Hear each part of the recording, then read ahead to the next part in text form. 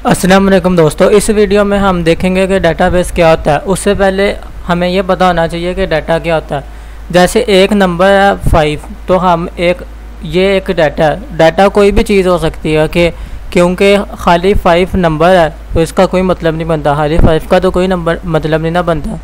अगर हम कहें कि हमारे घर का नंबर 5 है तो इसका मतलब तो बनता है कि ये हमारे घर का नंबर 5 है। लेकिन अगर हम खाली गए 5 है तो वो 5 का कोई मतलब नहीं बनता। तो जो खाली 5 है ना उसको हम कहते हैं डाटा। लेकिन अगर हम इसके साथ ये कहें कि ये जो 5 है ये हमारे घर का नंबर है तो ये इन्फॉर्मेशन बन गई है।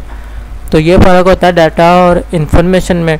अब हम बात करते हैं कि अब इस तरह ही अगर हमारे पास एक कॉलम है जिसमें हमारी सारी गली के नंबर है और एक कॉलम है जिसमें हमारे उसमें जो गली में जितने भी घर हैं ना उनके नाम है, और एक कॉलम में हमारे पास सारे घर के नंबर है।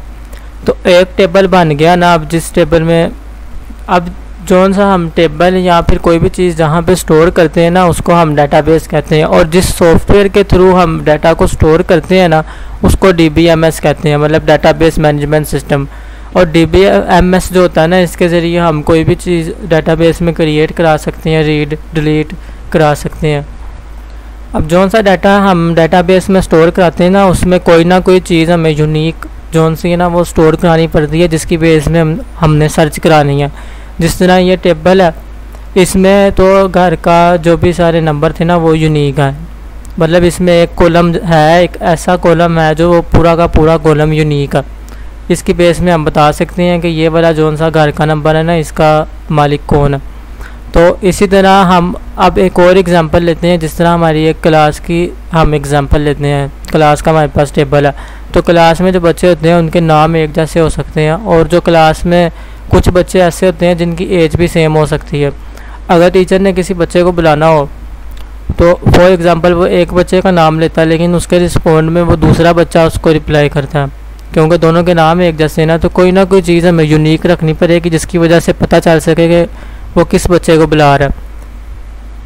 तो वो अब फॉर एग्ज़ाम्पल अब क्लास में जो हमारे पास यूनिक चीज़ होती है ना वो हमारे पास रोल नंबर होते हैं, मतलब हमारा जो रोल नंबर है वो किसी और रोल नंबर के साथ मैच नहीं करता, जिसकी वजह से हमें पता चल जाता है कि हमें बुलाया जा रहा है या किसी और को बुलाया जा रहा है।